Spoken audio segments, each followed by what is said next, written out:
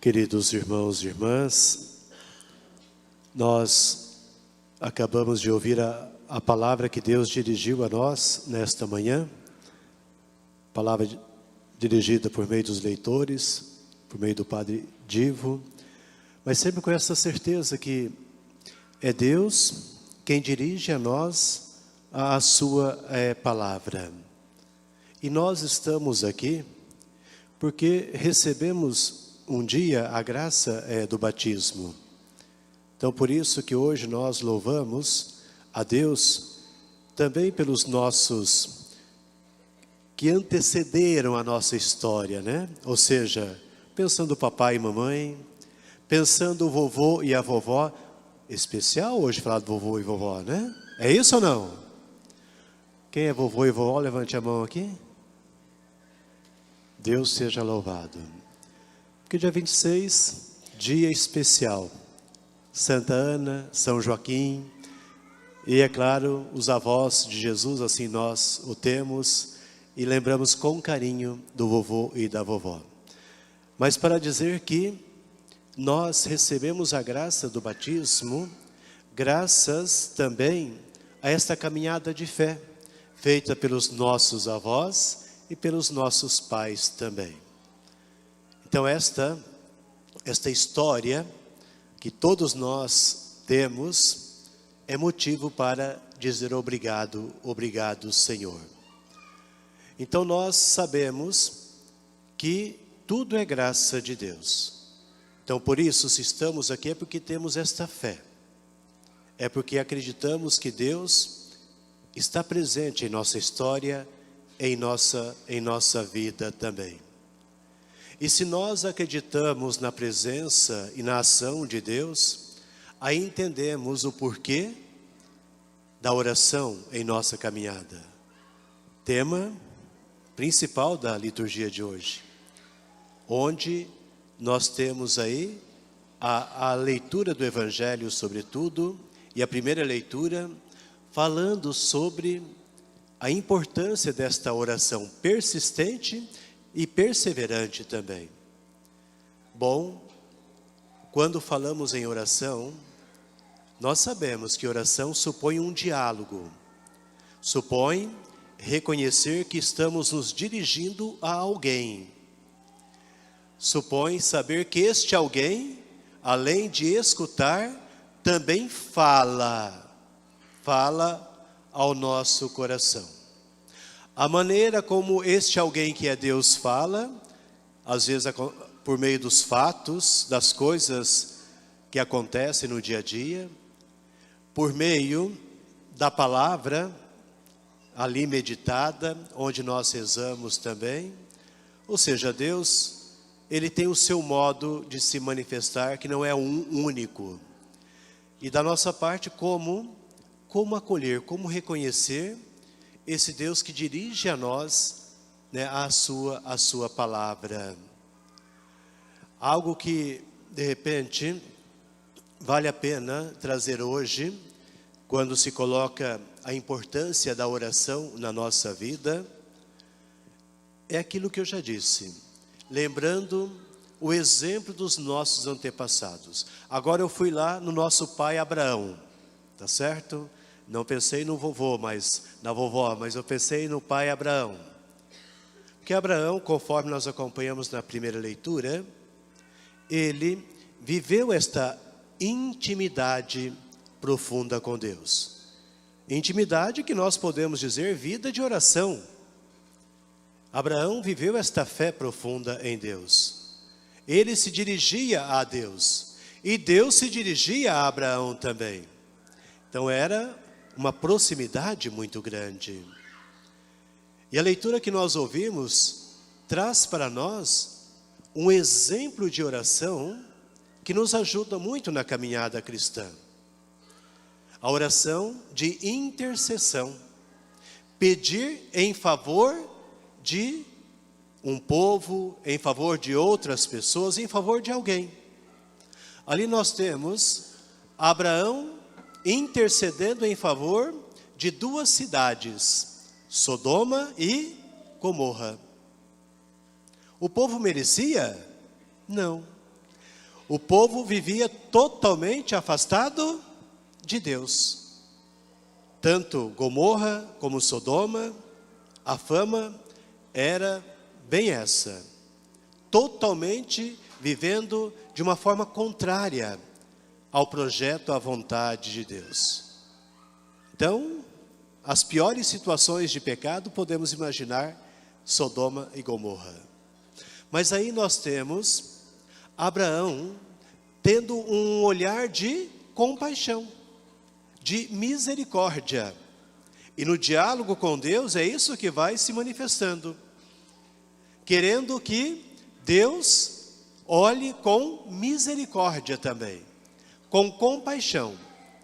Que Deus, Ele possa salvar aquele povo e não destruir aquele povo. E esta linguagem usada, né? Porque era uma cidade muito grande, população muito grande.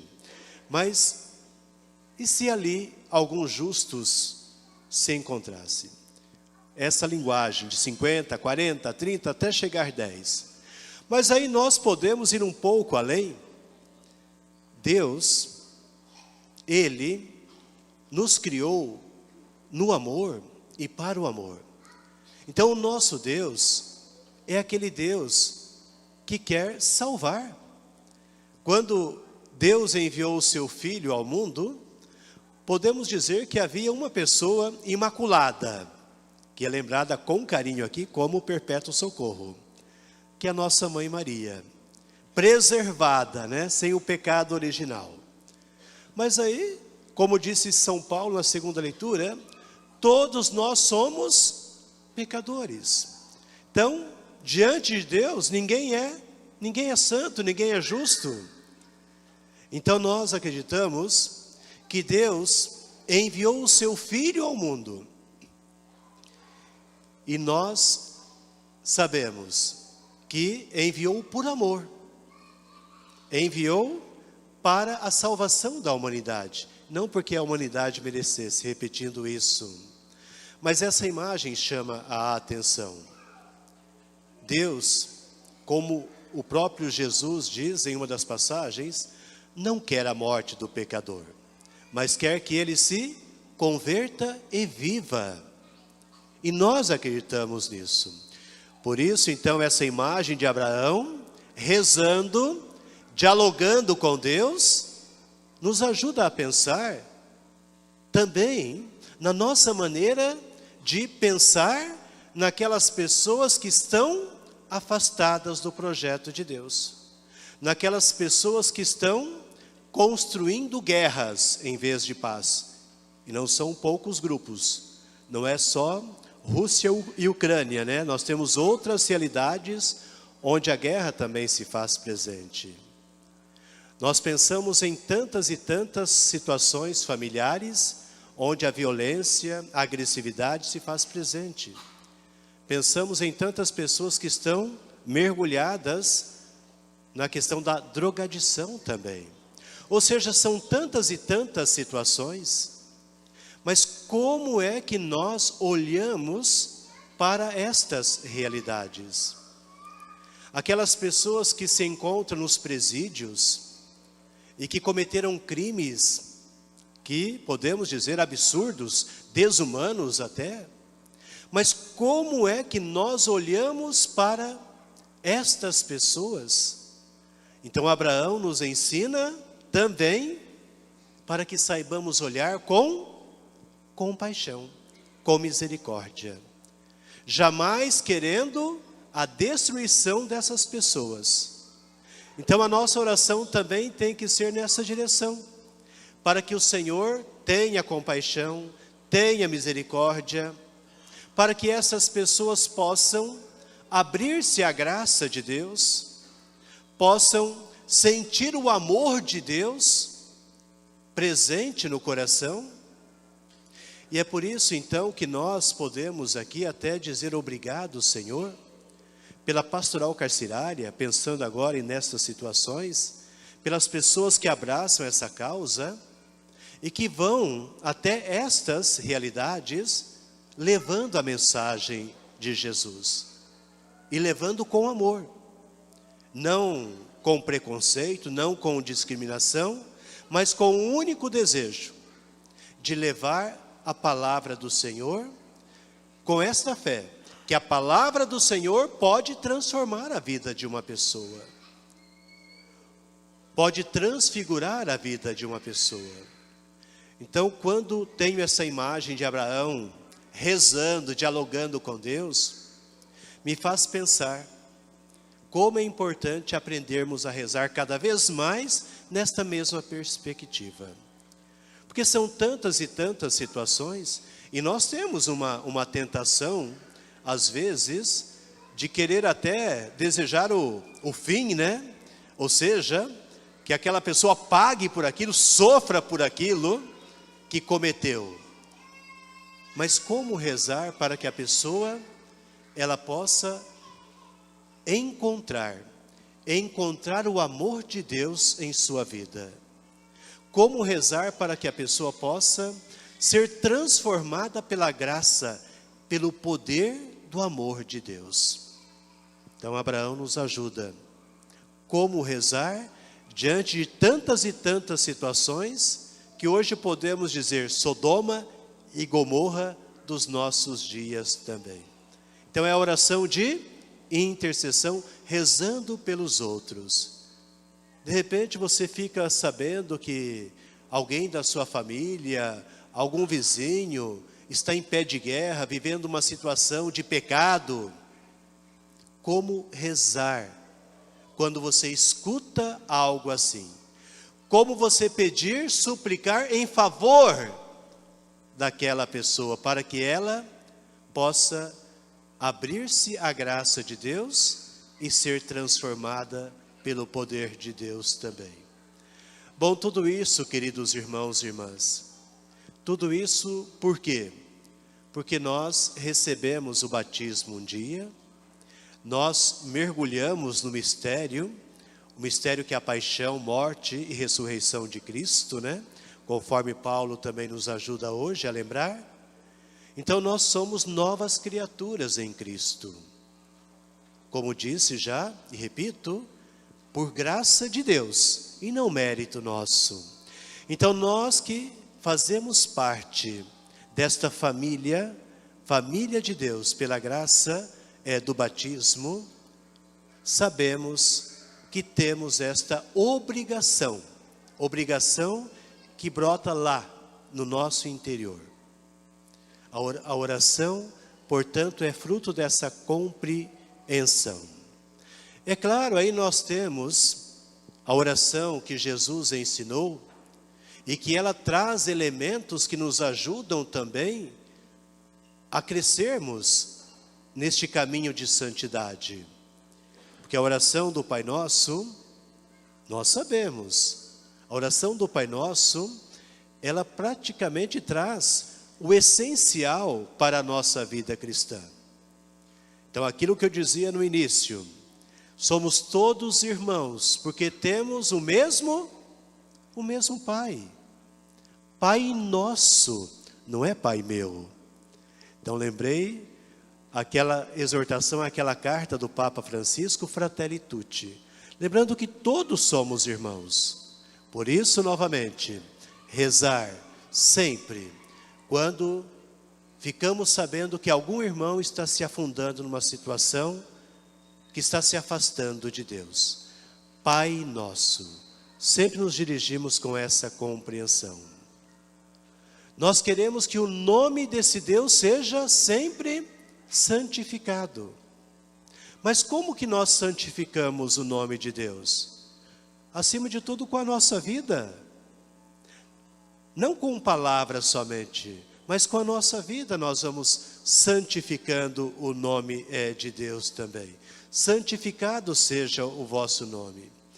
E nós queremos, de fato, que o reino dele vá crescendo cada vez mais em nosso meio. Venha a nós o vosso reino.